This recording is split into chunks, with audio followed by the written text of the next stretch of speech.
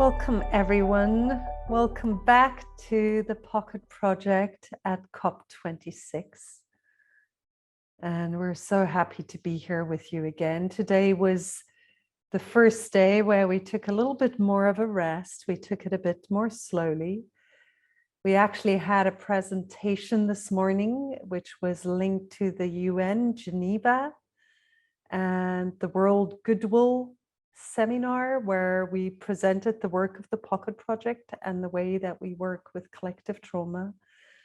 And now we're just super happy to be here with you today. So as many of you have experienced as you traveled with us through the past 6 days, we've been here in Glasgow listening to many different voices on the ground, having interesting conversations, coming back to silence, attunement. Yeah, and today, which, as I said, we had a bit more space. Outside, there is huge demonstrations here in Glasgow. The organizers say that up to 100,000 people have streamed to Glasgow. Greta Thunberg was marching. And many people really protesting against the lukewarm processes at COP26, against the privileged way that COP26 was organized so that many voices could not come into the center. Yeah, and we're here, listening to all these different voices from climate vulnerable countries, really feeling under siege, voices from places of power that feel like real change is being made, furious voices believing that it's all empty promises. Greta Thunberg called this climate summit a failure and a PR exercise. Sandrine Dixon, the president of the Club of Rome, who also chaired the World Leaders Summit, so negotiating with people like Biden and Boris Johnson, and who we interviewed on Friday's update, spoke with incredible passion and joy about the increased possibility and potential that she sees. And I was just saying to Sabine Lichtenfels, who's here with us, it feels a bit, being here, it feels a bit like we're in the eye of a storm here. It's like a mental storm with a lot of mental data. There is below that, and much more hidden, less hidden in the angry demonstrations, but more hidden, I think, the purity of grief, which motivates many of the people that are coming here, but an emotional intensity, and all of that accumulates in nervous systems as a nervous system intensity. And I've heard other people who've been to the COP speak about the COP trauma, the UN COP trauma, like you go back and you're still buzzing and you feel like, wow, how can I come down again? So there's something like that. And Sabine responded with, this is how it is in many of the places in the world. This intensity, a sense of being in the eye of the storm. So I'm really delighted that today we're continuing after the beautiful conversations that we had with Pat McCabe, Jojo Mehta, Thomas Hubel, Charles Eisenstein, Nora Bateson, and today we're here with Sabine Lichtenfels, and I'll just say a few words with her. We're going to be speaking about the topic of healing biotopes, communities of peace. Yeah, maybe I start by saying that Sabine Lichtenfels has been a personal inspiration for me for the past 30 years, really, since I woke up to the fact that I believe in the power of communities on the ground to ground a new matrix of being together, of being with nature. I started hearing Sabine's name, I started reading her books, and then was delighted to meet her for the first time in person. I was like in awe of this wonderful woman, and over time we've been building more like a friendship, but still really an acknowledgement from my side of the maturity that I feel Sabine brings to many of these topics. And sometimes it's so wonderful for us as women and as female leaders, and also as men and male leaders, to have other male leaders and other female leaders that are walking in front of us. You know, it's very somehow reassuring to have that we're walking in a line and we honor the ones that went before us. So Sabine is an internationally renowned voice for female peace knowledge, which she offers in conferences, seminars, books, and speeches, as well as international actions and pilgrimages for peace. She has been building community, developing the concept of the sacred matrix of life and of the healing biotopes since 1978. And also together with her long-term life partner and companion, Dieter Doon. In 1995, she co-founded the Peace Research Center Healing Biotope, Tamera, in Portugal, which continues to be a place of inspiration for many and continues to be your home, Sabine, or one of your home, one way that your home is expressing itself in the world. So welcome to you, Sabine. And I just want to, before we go into this conversation, I would like to remind everybody that you can shift from speaker view to gallery view at any point, just in the top corner. So just remember, we're not here listening alone. You're not here listening alone to two speakers, to Sabine. You're here as part of a nervous system that is connecting. And maybe even, Sabine, to start us off, you know, before I even bring in a question, maybe you would just like to invite us into a grounding, a being together here in the space. That would be lovely. Over to you. Thank you, Kosha, for this touching introduction words. And I am right now not in Tamera. I am in Germany at a beautiful place we call Korin, where people build also a kind of community. And I say hello to all the ones who are listening now. And when you spoke about the storm, it was reminded to me that in the beginning of this year, I choose the power sentence for the whole year, that in the center of the storm, there is silence. And so I invite all of us that we find this inner point of connectedness to the miracle of life, where we can really feel that beyond us human beings, we are a community of life. And it's in a way very important, the way how we connect to this core wisdom and the core miracle of life. And so I'm glad to be connected with you in this very special moment. And may our inner guidance be with us while we are talking about all these core questions where we are in. We are in a kind of transformation as humanity. And I feel so deep the system change from fear to trust, where we are challenged to enter this this inner guidance. Yeah, so thank you for the welcoming, and may this talk serve all of us to strengthen our path, how we can contribute towards healing instead of towards fear and mistrust and the inner war. Thank you. Yeah, beautiful. Thanks, Sabine. Yeah, and this, you know, it's already so powerful, just this being in the stillness, in the eye of the storm, and finding that place in us. And it seems like that place is a place of, it's like a place of resting, but also a place of movement, because it's a place of relating to, as you said, the sacred powers of life. Because only there can we find the bigger trust, right?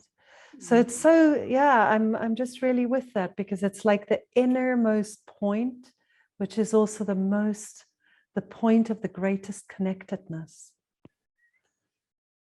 Yeah, and I remember from the first books that I read of yours, and these are in German, but I know that you've also more recently written a book in English about some of what you found, and it's called The Temple of Love.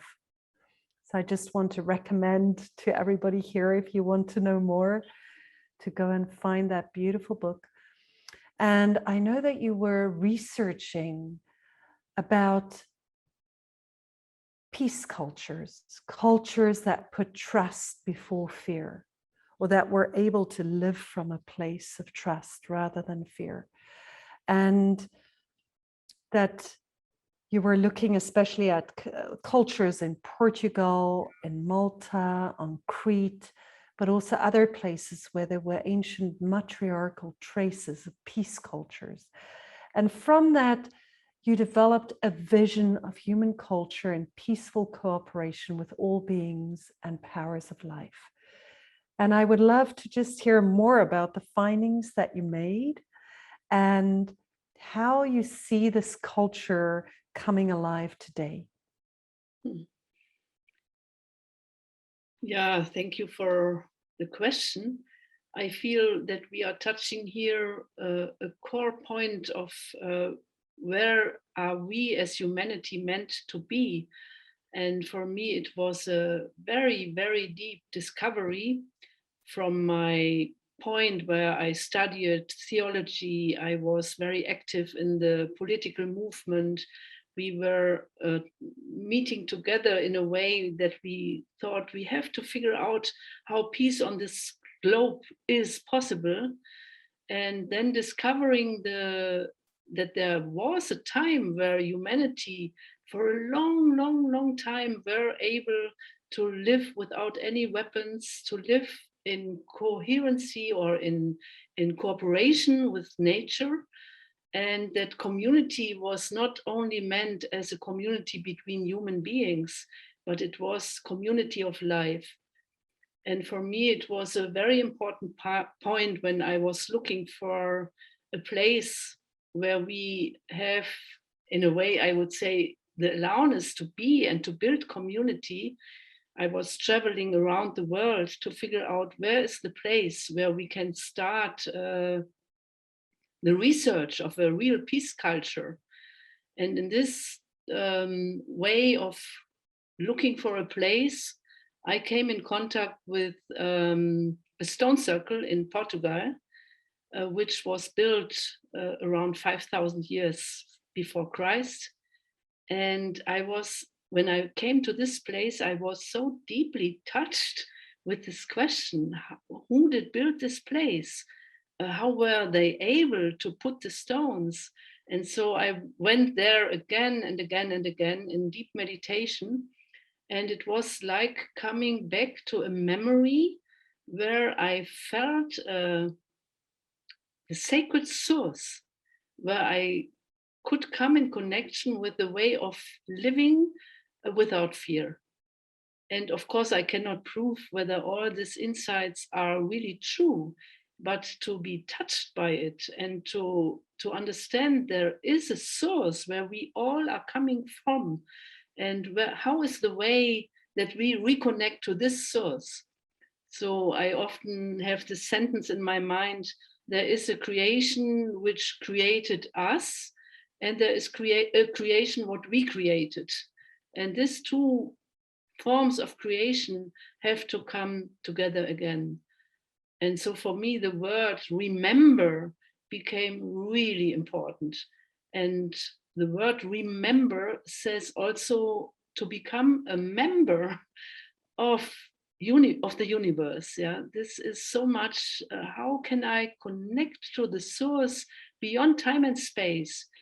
What is the changing, which is always changing in evolution, and where there is continuity? And this is for me also in the sentence, in the center of the storm, there is silence. So there, everything is coming and going. The clouds are coming and going, but behind there is the sky. And this is not changing. And to find this connection between change and this inner point of real reconnection to the source. This for me was the reconnection of finding the source of cultures which did not know about war, but which really were in connection to the source of life. And I remember I wear this necklace actually, which comes from Ankara, close to Çatalhöyük. Okay. And it's like an ancient symbol for the sun, which was created 13,000 years ago, which they found in Çatalhöyük, which is one of those peace cultures where they didn't find weapons, and the houses had around the same size, and there were goddess figures and little altars in every home, not a big, not one big temple, but many, many sacred places throughout. And also the wonderful archaeologist Maria Gimbutas, who researched that there was a time when settlements were not in the safest places, they were in the most beautiful and best places. And yeah, so just so amazing to think that there was a time before the fear entered our world with the intensity that it has come in today. And what you're speaking about also feels like, speaking to the stone circle in Portugal, and we have these stone circles across Europe. We have these ancient places that we can reconnect with. And I think many of us today are understanding that the indigenous tribes of the world, the indigenous people, are holding a deep wisdom around that interbeing, but more than that, around how to be a guardian of all the life systems of the planet. And we have a longing to reconnect with that. And I find it very inspiring that you took time to reconnect with that in the country that you were living in, Portugal.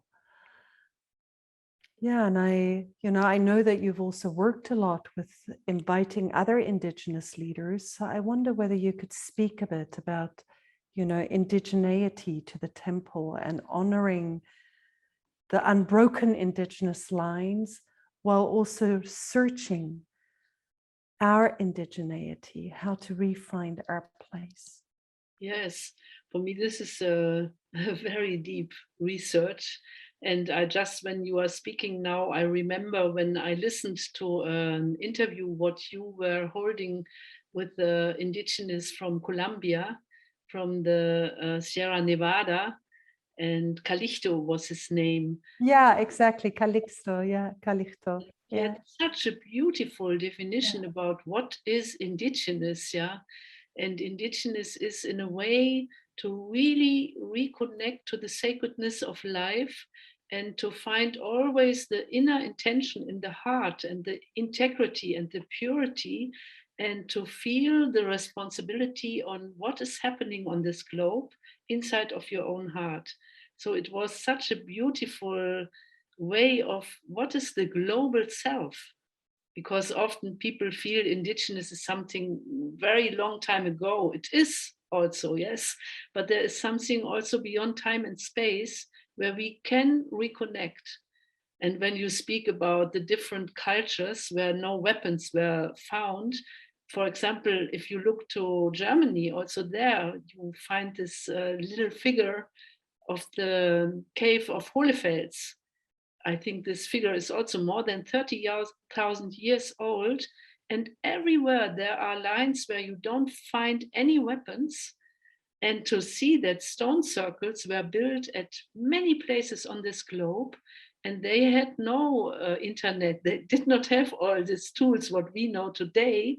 So there must have been a culture where it was very natural to find a telepathic connection to all beings.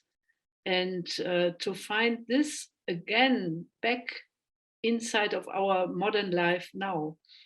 And then, of course, we can ask what happened? Why did the war enter to our culture? And I feel it's so deeply connected with the discovery of the human being that we are able to have power over someone. So, not the soft power in connection and cooperation with all beings.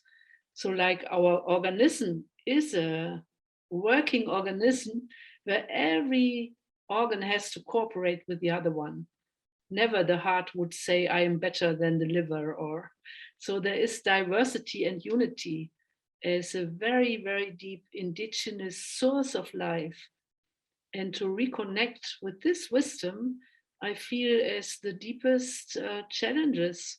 And I feel we can learn a lot from indigenous cultures there. They had to go through the whole patriarchal systems, so they also know about fear. They also say it. Calixtus spoke beautiful how said in his area there is such a diversity of beings still, and he also says there is no place which is not also in touch with the global trauma. And so the main work is to find back wherever we live, how can we really find back to the healthy memory of life? And this can also take part in our modern life, that we find back to real indigenous wisdom in a way that we find back to the source of diversity and unity, how they are related. Yeah, thank you. And I want to speak to the complexity around that, because on the one hand, the beauty with which you and Calixto just explained that, that this is a place in our hearts. And again, we come back to the eye of the storm, but in our hearts where we find our place on the hoop of life, as Pat McCabe expresses it. Mm. And thereby we come back to our embeddedness in the matrix of life and are led by the matrix of life. And this is indigeneity. And then at the same time, there is a history between Europeans and the ancestry that my body comes from and your body comes from, that has gone out to colonize the world.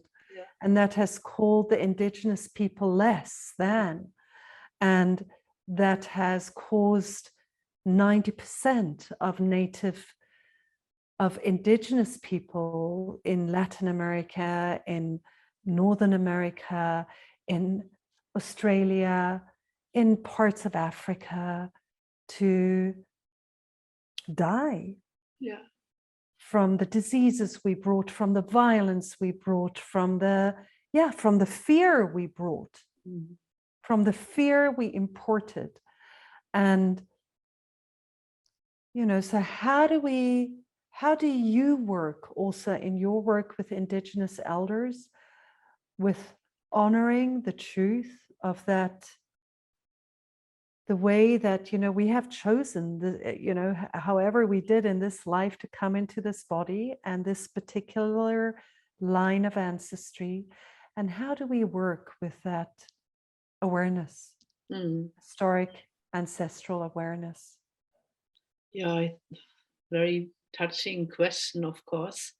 I don't know whether you heard that we did build a kind of alliance where also Pat McCabe is part of. We call it the Defend the Sacred Alliance, and where we try to bring together indigenous wisdom as well as wisdom of the different areas where we are coming from. And I think we all have to face the trauma. And I think there is, we as Europeans, we have such a trauma in the history of feeling as perpetrators, so that we always feel in a way guilty. And I notice very often that people are no more able to face the pain of indigenous cultures or people who were mistreated. And there is a certain line of indifference that is not able to face and to listen and with a compassionate heart. And for me, it's such a challenge to find this really deep listening without judging ourselves and our own history, and without, um,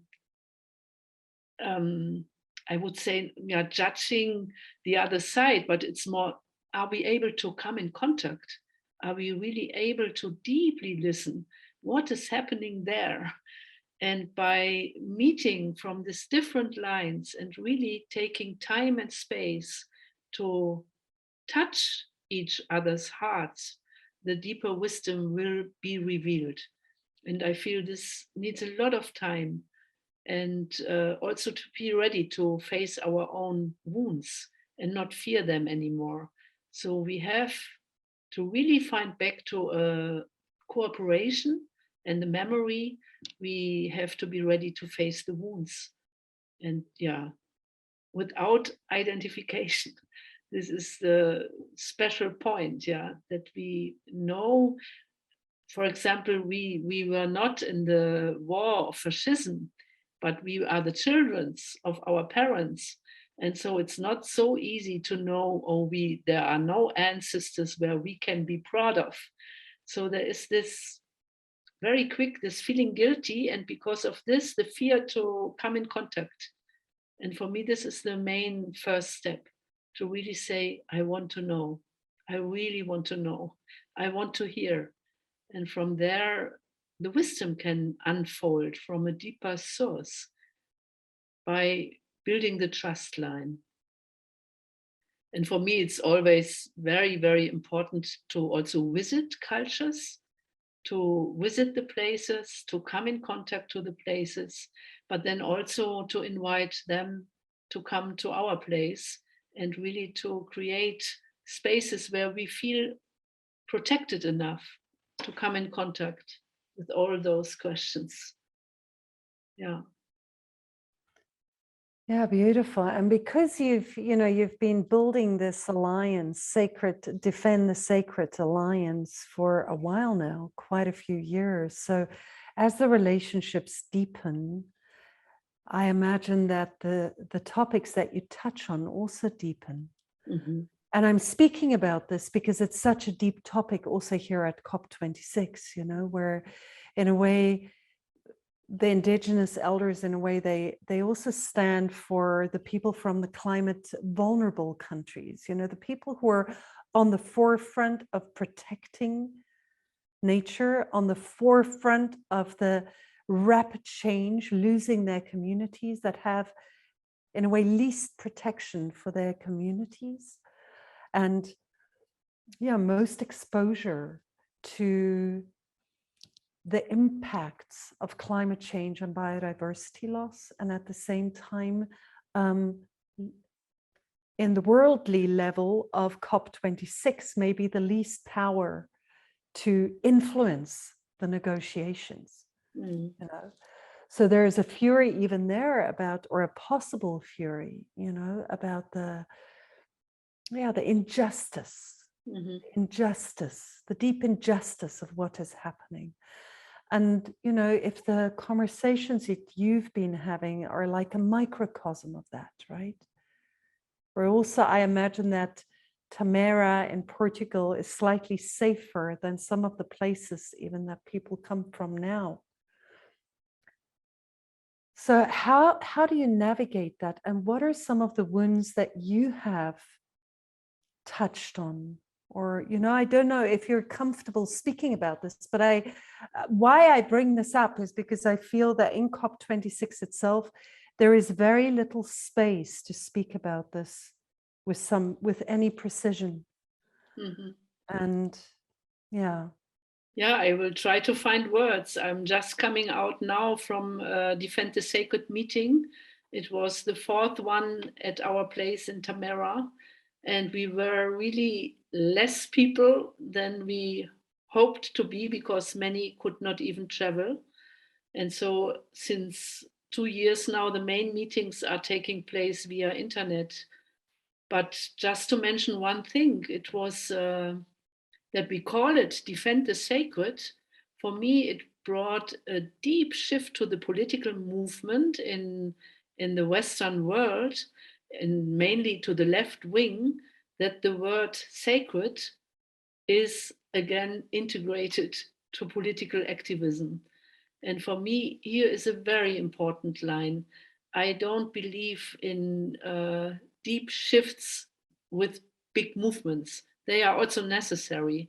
But the main point for me is, are the people who really are going for a change and for transformation, do they build in a way like acupuncture points where we can go deep enough that we know an outer change will not be possible if we don't also find the inner transformation? And just to tell, for me, this was a miracle what happened.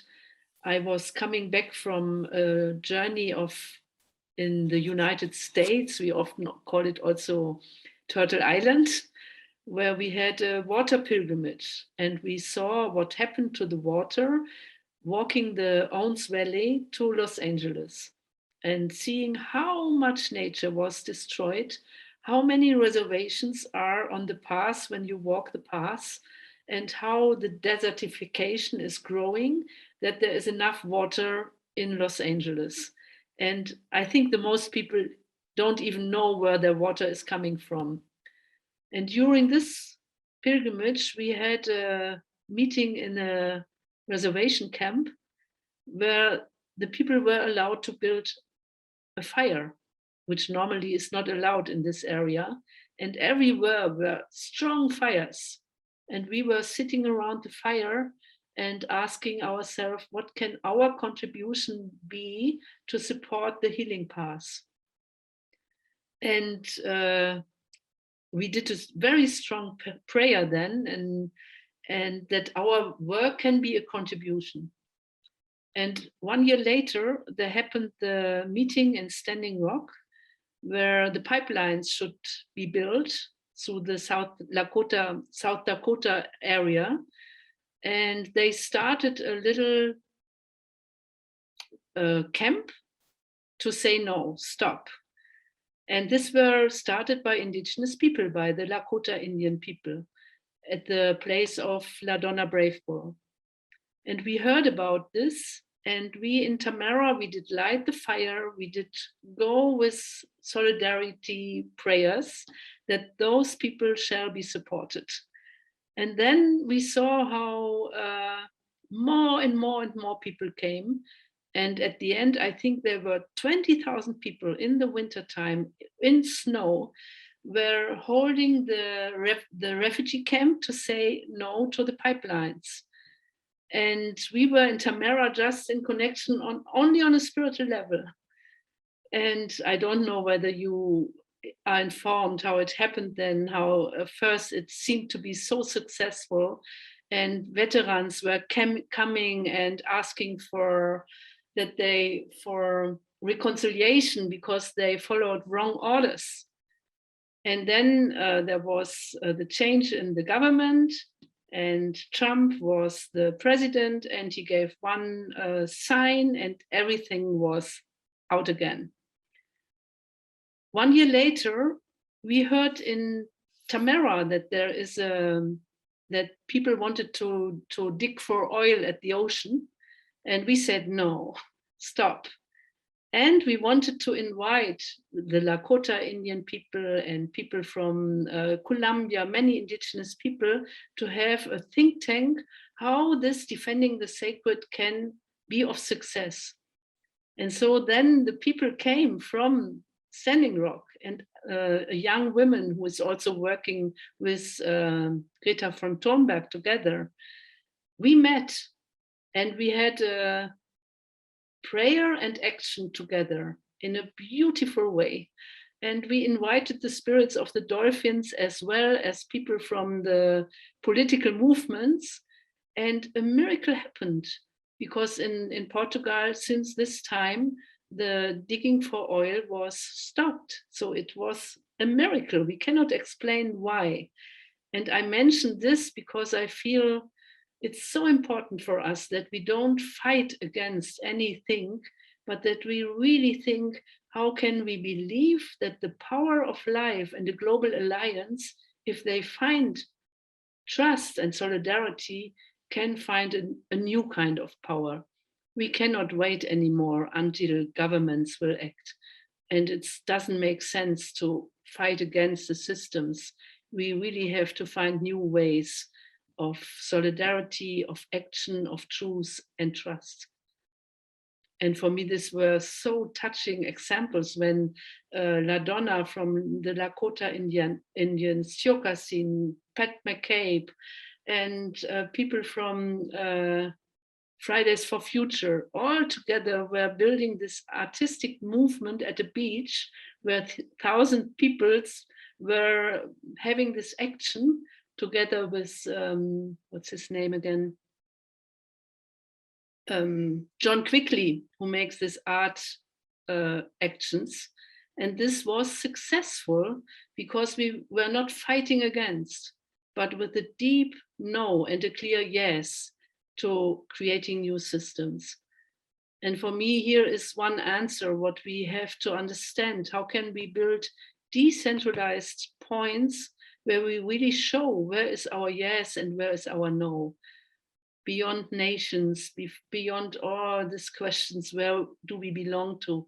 We belong to life, and our revolution is life in a way, and protection for life.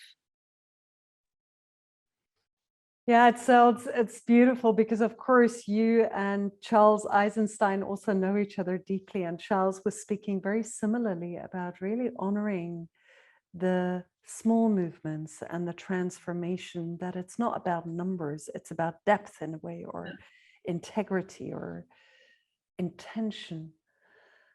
Yeah, and it's maybe you would like to speak a bit more about how do we create these acupuncture needles? What are the ingredients of what you also call healing biotopes? Yeah, here we are touching, for me, the deep longing. I think many people have a very deep longing towards community, and we also face how many communities fail. And for me, it's a deep research. What does community really mean? And how do we remember that we are community, whether we want or not? And I mean community with the water, with the fire, with the elements, with the invisible beings, as well as with the visible beings. And how do we come back to this inner wisdom that we don't have to wear masks? It's crazy to say it now in these times of Corona, yeah. But the mask, what we as humanity wear, because we are so guided by fear, how can we really overcome this kind of fear and to remember that we are organs of life? Community is that we figure out again where is our place to be, who are we as organ in the whole, and that unity is the only answer, what I know. So in this sense, healing biotopes are meant as a kind of acupuncture points where we can create a new form of life which is in resonance with nature, where we learn again to integrate the cooperation with the animals, with the plants, and also to find ways of energy which are in resonance, that we don't, there is enough energy if we learn to find the way of receiving it and taking it not by robbery, but by real contact, by real resonance. And of course, we human beings have to learn the most. I think the animals, the plants, they are yoga masters in this way of knowing that they are not alone. We so often feel we are alone, but this is only because we are not in this kind of resonance with life anymore. And healing biotopes for me are research models which learn on all levels again, what does it mean to live in contact, in trust, And there, for me, I can also say I feel at the moment there is so much fear, and also fear of death. In Tamara, we had people dying, and we were, of course, close, accompanying this. And to be with persons who pass over is, for me, as deep as being with children coming to life, to be with birth. And so we have again to reconnect with the natural cycle of life. And I think our societies are driven in a way where, as well, the birth giving as also the dying is put out. And to come in contact again also with the eternal aspect of life.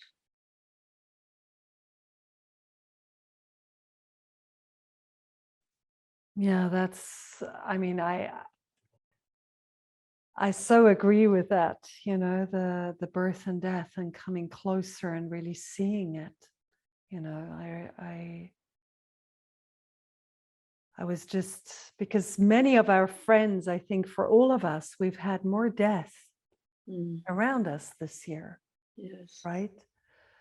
Yeah, and just reminding also of, like, in India, when I was traveling there, where actually the bodies are brought through the people and you can see them in nakedness and you can see them burning on the wood piles, and just the bodily remains that return to the earth. And it's so much closer and more intimate, and we, as you say, we've really put it away from sight, as we have with so much that then comes to haunt us in a way. Mm, Yeah, and I wonder about the healing biotope and the acupuncture needle. Two things really, I guess I've been curious for myself also how much community is in a physical community that lives together, mm, and how much also it is in alliances and networks that you build, like the Defend the Sacred community. mm, So that's one question, is maybe community, is it shape-shifting at this time? Do we need both local communities and other forms of community? And also, in how far can each of us as individuals become an acupuncture needle, a small mm. healing biotope? I think it's so connected. For me, I think many communities are really challenged at the moment because they have a much too close a picture of community. And as long as we want to build community to protect ourselves from others, it's not the universal community what I'm speaking about. And I feel even if I'm working in an enterprise, I am in community with the people around me. And so, of course, the deepest challenge for me is at first, how much can I learn to return to the trust of life? So I often remember this time when I did a pilgrimage, a peace pilgrimage from Switzerland towards Israel as a symbol of peace walk. And for me, the decision to start my walk without any money was the trust giving to that I will be guided by the universe. And for me, this is the deepest community, yeah, where we are. And so, of course, we can become, as a person, an acupuncture needle in the way how we relate to all my relations. We are in relation. And how do I take this serious and can become a role model towards life? And then there is, of course, the question how do I relate at the place where I live to my surrounding? And how do I relate to the globe? And I feel that we as humanity are in this shift from I would say, from the ego to the higher self. And the higher self is always a global. So we carry the whole inside of us. And the more we open, the more we will understand how nothing is made by ourselves. So we are in connection with the stars, with the waters, with the fires. We are. And this is for me, remember that we are community beings. And so many communities, so many marriages are built by fear of loss. And this is the way how we learned to be in the last centuries. But a real community is always open. Every relationship will become a role model towards what does it mean to live in trust, and from there to be open and in a giveaway relation to my surrounding. This I feel it's very important, because often people feel healing biotope means, yes, there are people together, they close their borders, but this is not meant at all. In a way, a biotope you can study in nature. And the main thing is, are we as human beings understand that we are part of this biotope, and that we behave in a way that we support the sustainability of the biotope. Yeah, beautiful. And we've been speaking about that also in the past week, just how as human, if we fully take our place, not only are we a part of it and can support it, but actually the human element often brings full abundance. Like if we are really in collaboration with plants and animals, there can be an incredible abundance. Yeah.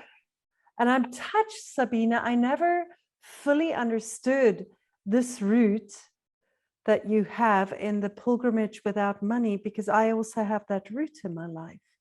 You know, the shift for me from following the main road that I was told that I had to take, but in protest, to finding my own, what I sometimes call my own red thread, happened through saying, I don't know what to do anymore. I just know I don't trust money. I don't trust society. I don't trust the language or the cultural systems or science.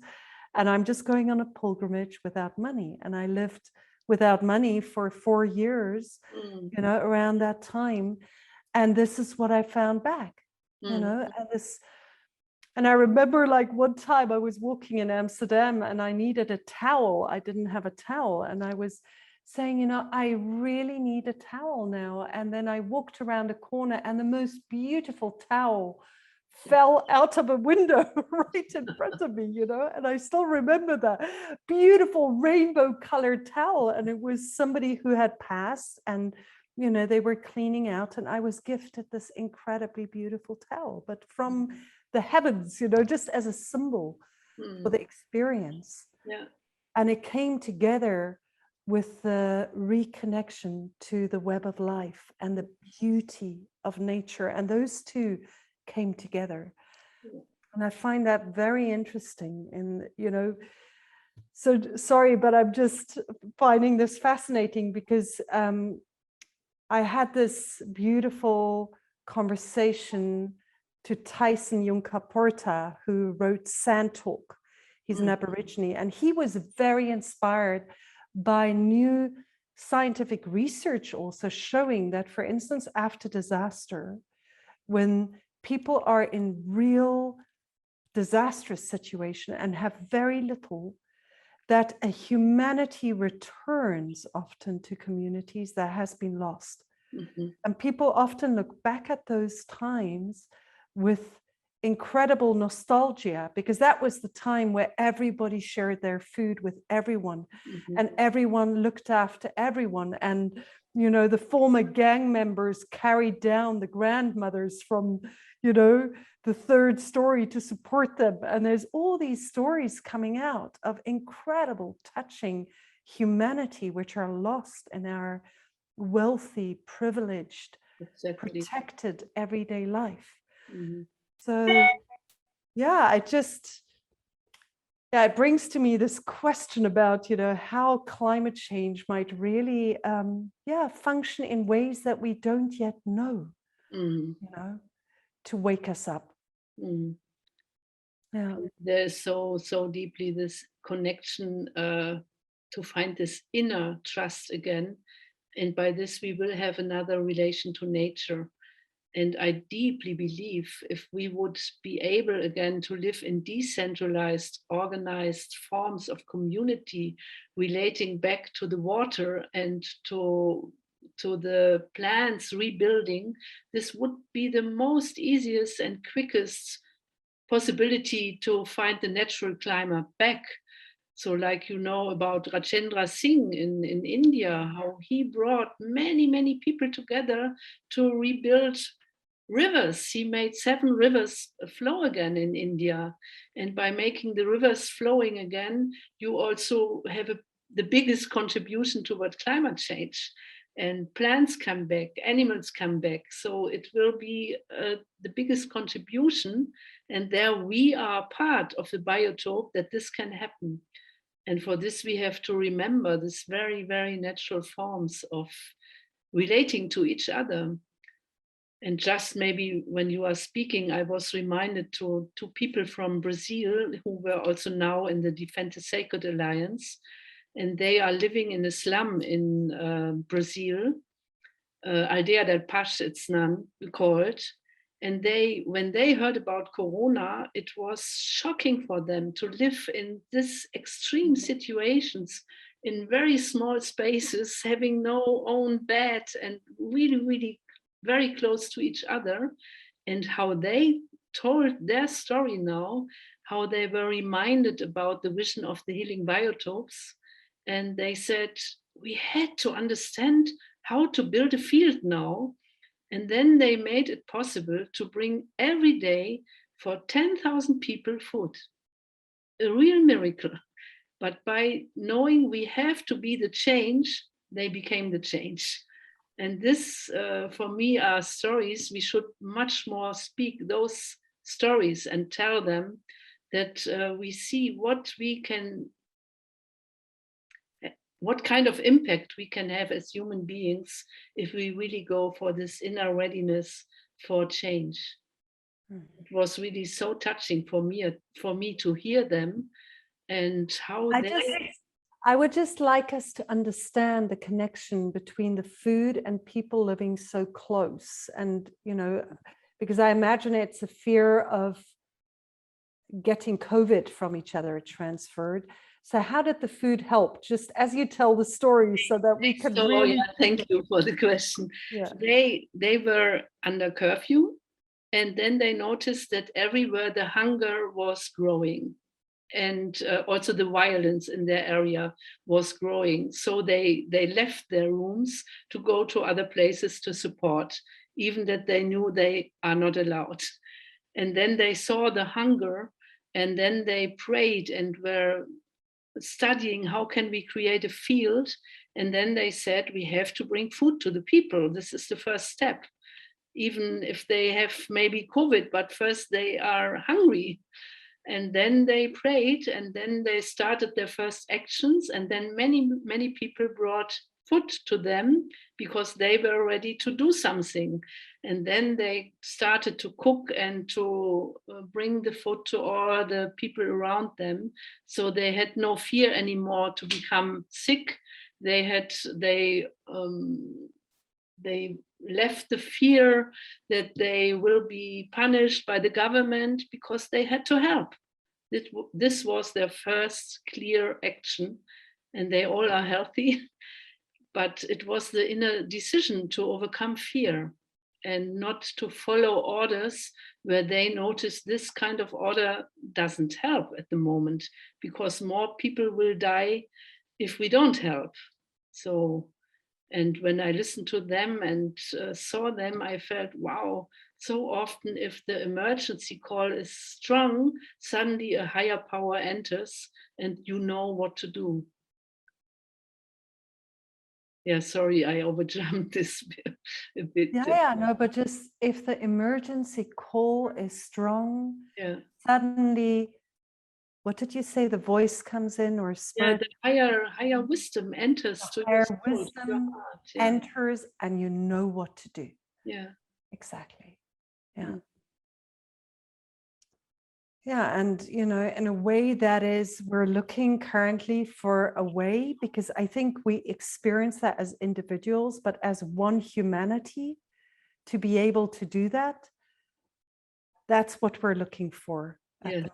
And that is a big journey for us. That's is. a big journey. And, also just to honor, I have so much compassion here at COP26, because I've been in some of the places of power also, and been outside in the demonstrations. And, I just feel a lot of heartfulness and compassion for all these different aspects and the good intentions that accompany this, And I do not believe that, some of the people that I've spoken to in places of power, they are not bad people.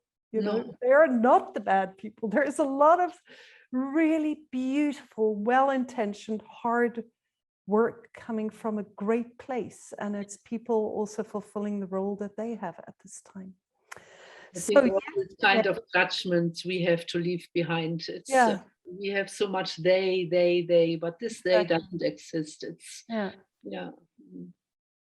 so yesterday I got lost in time with Nora Bateson. Some of you experienced that. And today I really would love to give space to you all here on the call. And maybe we just start by I'd love to just have one word come into the chat of where you are right now. Can we enable chat, people? I didn't know, but looks like chat is not enabled. Oh, that's nice. David found the link to the favela, or maybe another link. Great. There you go. Yeah, just what is alive in you right now? What is touched in you by...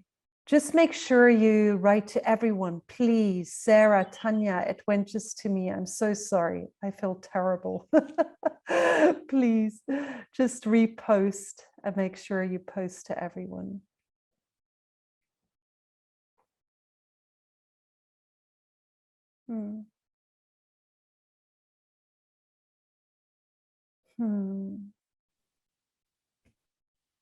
And I'll just need to scroll a bit when they start coming in fast. Power of trust, release blame, inspired, encouraging, home. Thank you, happy to be touched, reminding of essence, return of the sacred, dwelling in possibility, inspired, open gratitude, hope. Wie gut, dass es euch gibt. So happy. North London, Shambhala. It went just to me. Please repost. Feeling connected beyond words, supported, inner resourced. Remembering, release rightness and wrongness, hope, heart, touch. Retrieving ancient wisdom. I feel the we alive. Ah, beautiful. And more coming in. And I just noticed having the echo come back from you is so, really weaves a web. It's like a different level of the web that we've been weaving here.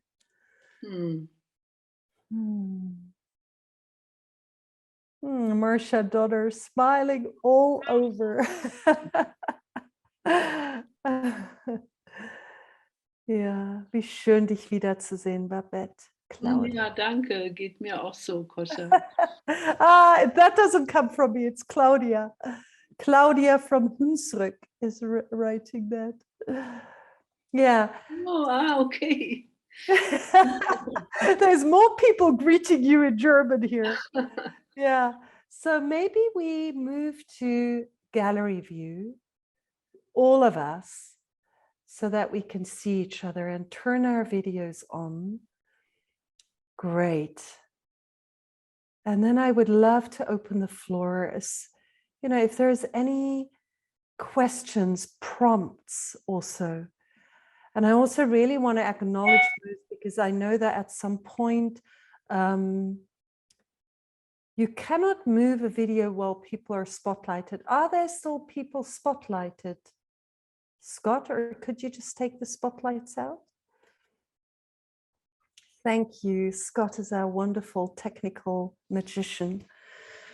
Very grateful. So, yeah, I just want to consciously apologize to those of you here who are, of Indigenous origin or come from a place, because, you know, there was a point when Sabine and I were speaking about us, you know, so referring to the two of us as like from Western origin, and really just honoring all those of you who come from different ancestries and are here with us and supporting us and learning together. Thank you for being with us.